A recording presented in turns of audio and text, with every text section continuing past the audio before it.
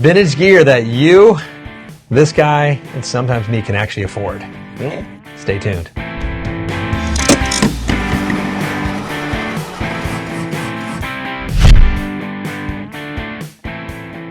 Hey, it's me, Baxter. And me, Jonathan. We're in a vintage kick right now. Weird.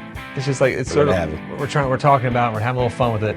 But so vintage gear has gotten outrageously expensive. It's true. It's like through the roof. It is not. It's come down a little bit, but not as much as like to where like normal folk can get into it. So we want to talk about the guitars and the amps and type of things that you can actually get into if you want to get in there without breaking the bank. You ready? Sure. Let's do it. Let's start with the big boys. Let's start with Fender. Ooh. Let's You're going to see a theme here developing. Now you've got the offsets. Yep. That you can get in that sort of 60s still. If you want to live in the 60s world, the offsets are still obtainable.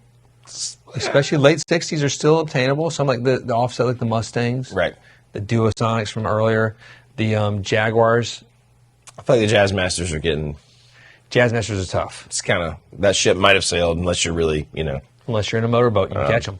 Hey, If you got that Bonamassa bucks, you're right there, baby. Whoa. No qualms. it's for us average, average Joes. Does he play offsets ever? I never seen him with an offset. I've seen him on his Instagram page playing a Jazz Master, You should play Jazz Masters on tour. That'd be cool. even a Jaguar. But I don't know that I've seen him ever play one live. I love Jaguars. I'm sure he has. I think they're so cool. I'm a big Jaguar fan.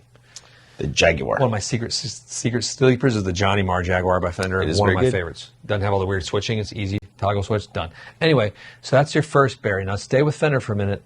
Let's fast forward to the 70s. There we go. Early 70s tellies are pretty much gone. Those are, like, as far as getting a good one that's original, 70 Strats, early one's tough too right now. But later, Getting to the late 70s. And 75 and up. I've got my 78 Deluxe that I very much like. And an I think amazing there's some guitar. stuff. It's a great guitar. There's some, and I think I've seen some other older 70s, just sort of standard tellies that look pretty. Now, how about sound pretty big boy fantastic. number 2? See, we're starting doing big boys, and we're going to jump into some other stuff. Gibson. Again, 70s is starting to get out of hand with Gibson a bit. You got to put the tone syrup in there. Pancake. Those pancake bodies. That's our thing. Full of tone syrup. They ain't cheap anymore. No. So, like, because I was like laughing because I have a 78 and a 76, a deluxe and a custom, and they were really affordable back in the day. Yeah. I mean, there was a time when the 59s were really affordable. So. But that's all gone. This wasn't That's that long all dead. ago, though. I mean, Yeah. it was long. I mean, it's got at least 15 years, though, I guess. So it is. The time has passed. But no, it's they're not $1,000 guitars anymore. But that's still where you can kind of get in the early 80s in Gibson is still a land, but they're going up. But 83 up to that point, great birth year as well. When were you born? 83. 81. Wow, you're that old? I'm that old. I had no idea. It was late 81. Good old November 81. November's a special month. If you're born in is. November, hats off to you. We like that month. The old Sagittarius. Your parents like the spring. Yeah. Spring dresses. I can see your Happens. I'm going to stop talking about your mother in a spring dress. Probably now. good. Starting having For the best. having feelings right here. Now, let's jump into our big boys. Let's talk about Martin. Okay. Martin 50s, forget about it. Yeah. 60s, probably forget about it too, unless you're getting a rebuild. 70s, they're not as bad as people have said all these years. They're not really, especially because that's what you can afford. Let's just be honest. I always think, like, do we say these things because we can afford these things? No, but Or is it, no, the reality is there are some horrible ones, but there are some good ones too.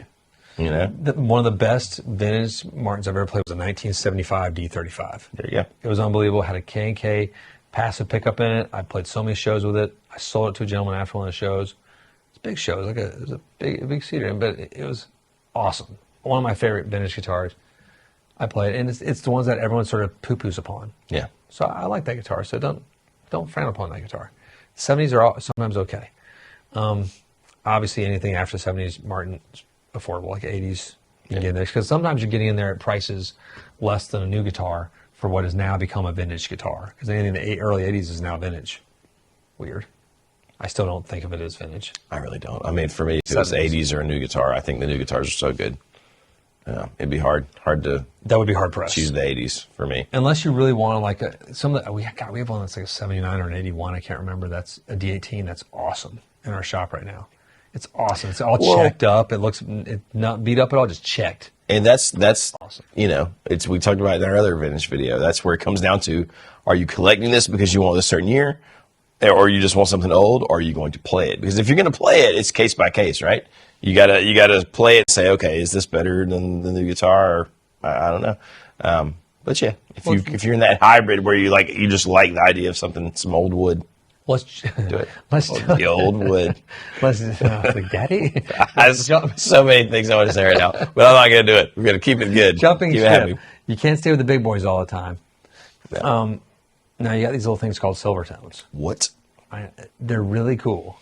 They're not what I would call good guitars or like the airlines and all that and whatnot, but they're really cool. And like, hey, Jack White could play them. You can play them, right? And some of these are still really affordable. Yeah. There's also a thing called Harmony. Harmonies are super affordable still. And I think some of those are really good guitars. We got the Harmony. So you got the Harmony hanging around there? Yeah. The Hollywood back there. Cool. Yeah. Hagstrom's another one of those offshoot brands. And this goes all the way back to way further back. If you really want vintage, you can jump into that. Amplifier-wise, I love all those Sears and Roebucks type amps too. Yeah.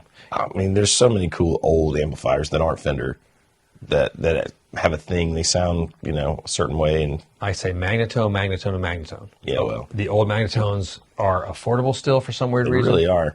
Like the little tiny ones they're great sounding until they stop working. Even some of the not tiny ones, even those like sort of 60s, like the SD sort of period, like they have the varistor based, the pitch shifting vibrato or whatever. The old CMI amps, that was a thing for a minute. That was a powerful thing. Sun amps are expensive, so good luck there. That's not what you're going to jump into. 59 Bassman.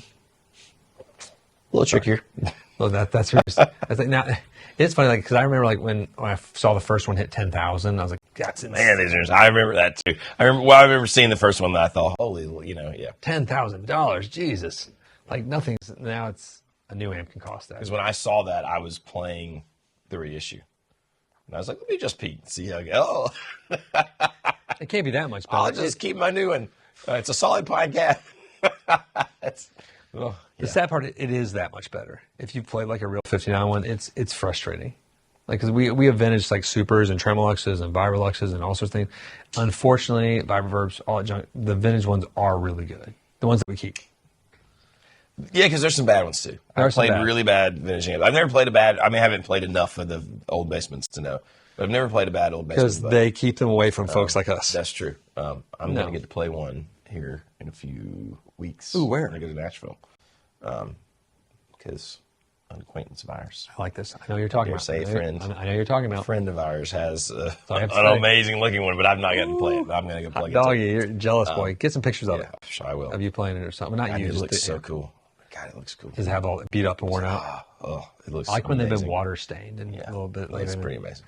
It's no, there's plenty of ways to still get your pickings out there. You can't be set on pre-CBS and Fender. You can't be set on late 50s and Gibson. Obviously, it's just not going to happen anymore, unless you're at the castles in the hill. Ed Sheeran. Maybe you could. You could, but that's still where you want to work. Anything pre-CBS is the jam with Fender, but it's getting up there.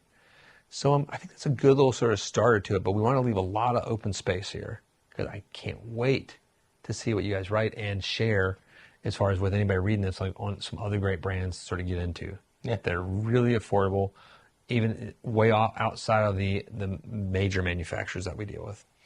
And there might be even some cool brands that are in the 80s, you know what I mean? But maybe they started there. I mean, there's all kinds of neat little sort of groups you can get into that I'm into this, and it's fun. And not to leave you bass players out entirely, there's still some deals in the Fender 70s basses. Yeah. They're just really heavy. Really, really heavy for some reason. Those, Be a man. It's fine. yeah, because the 60s basses are just starting to shoot up right now, too. And we have that 50s Fender bass that we got to... I think Gabriel has it now. Does he? Yeah, we gave it to him. Cool. Oh, yeah, he's going to fix it up for us. I forgot about that. All right. Ooh, exciting. I totally forgot. There you go. Yeah, that's neat. But there's still stuff out there. Go to the shows. Let us know your experience. Oh, yeah, click like, subscribe us. Hit the old bell. The bell. That's vital. Because that lets you know that we know that you don't hate us.